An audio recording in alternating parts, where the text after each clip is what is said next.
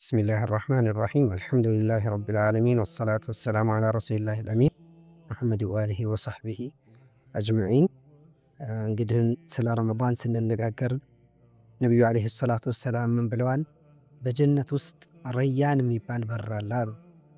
ያ ረያን የሚባለው በር ሳኢሞች ጾመኞች እንጂ ማንም አይገባበትም። እነሱ ከገቡ በኋላ ይዘጋላሉ ማለት ነው። ይህም ብቻ አይደለም፣ ረመዳን ለጿሚዎች ያለው ፈድልና ትሩፋት ብዙ ነው።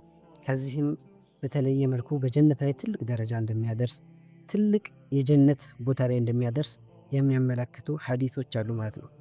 ቃለ ረሱሉላህ ሰለላሁ ዐለይሂ ወሰለም ኢነ ፊል ጀነቲ ጉረፈን አሉ። በጀነት ውስጥ እኮ ክላሶች አሉ አሉ፣ ህንፃዎች አሉ። ዩራ ዛሂሩሃ ሚን ባጢኒሃ፣ ከውስጥ ያለው በውጭ ይታያል። ወባጢኑሃ ሚን ዛሂሪሃ፣ ከውጭ ደግሞ ያለው ወደ ውስጥ ይታያል ማለት ነው። በሁለቱም አቅጣጫ መታየት የሚችል ንጹህ የሆነ የሚያምር የሆነ ጉርፋዎች አሉ አሉ ማለት ነው። ከዛ ይህንን ሲሰማ እንደ አዕራቢ ለነቢዩ ዓለይሂ ሰላቱ ወሰላም ጠየቃቸው። ሊመን ሃዚህ ያ ረሱለላህ፣ እነዚህ ጀነት ለማን ነው የሚሆኑት? እነዚህ ጉርፋዎች ለማን ነው የሚገቡት ብሎ ጠየቃቸው። ረሱልም ዓለይሂ ሰላቱ ወሰላም ለሱ ምን ብለው መለሱለት?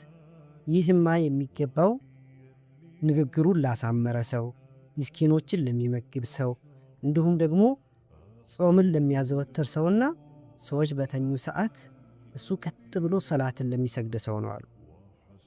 ሊመን ሂየ ያ ረሱለላህ ሲላቸው ሊመን አጣበል ከላም አሉ፣ ንግግሩን ላሳመረ ሰው። ይህ ደግሞ ረመዳን ላይ በጣም ተፈላጊ ነገር ነው።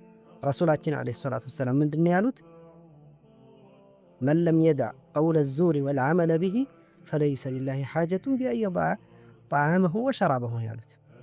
መጥፎ ንግግርን ያልተወሰው ምግቡን መተውና መጠጡን መተው ምንም ዋጋ የለውም ማለት ነው። ስለዚህ ንግግሩን ያሳመረ ሰው አንድ መስፈርት አሟልቷል ማለት ነው። ወአጥዓመ ጣዓም ማለት ደግሞ ምግብን የሚያበላ የሆነ ሰው። መን ፈጠረ ሳኢመን ፈለሁ ሚስሉ አጅሪሂ ይላሉ ረሱል ዓለይሂ ሰላቱ ወሰላም። አንድን ጾመኛ ሰው ያስፈጠረ የሆነ ሰው ልክ እንደሱ ሙሉ አጅር ያገኛል ማለት ነው። ከዛኛው ምንም ሳይቀነስበት ይህኛው ደግሞ ሙሉ አጅር ያገኛል ማለት ነው። ወአዳም ሲያም ደግሞ ስንል ጾምን ያዘወተረ ሙሉ 30 ቀኑን ጾሙን የሚያሳልፈው ይህ በረመዳን የሚጾም የሆነው ሙስሊም ማለት ነው። ይህን አራተኛውን መስፈርት አሟልቷል ማለት ነው። ወሰላ ቢሌሊ ወናሱ ኒያም፣ በሌሊት ደግሞ የሚሰግድ የሆነ ወናሱ ኒያም፣ ሰዎች በተኙበት ሰዓት ማለት ነው። ሰዎች በተኙበት ሰዓት የሚሰግድ የሆነ ይህ ደግሞ ሰላተ ተራዊሕ ይሰግዳል፣ ተሐጁድ ይሰግዳል፣ ዒባዳን ያደርጋል።